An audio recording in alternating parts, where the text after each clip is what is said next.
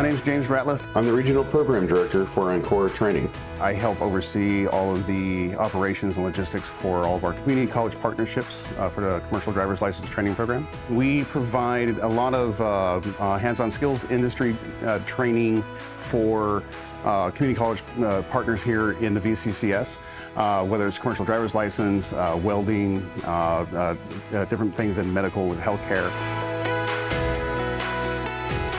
We've been partnered with the VCCS systems for about 3 years. We take their students when they first enroll, help them obtain their permits, get them through all of the federal regulations when it comes to entry-level driver training, and then of course taking them out on the road, make sure that they're able to navigate public roads safely.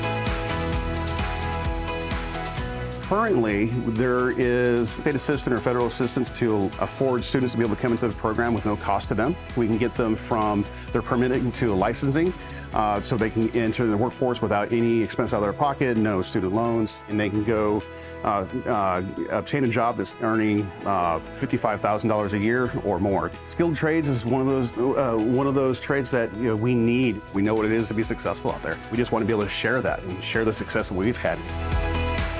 Find your workforce at a Virginia community college.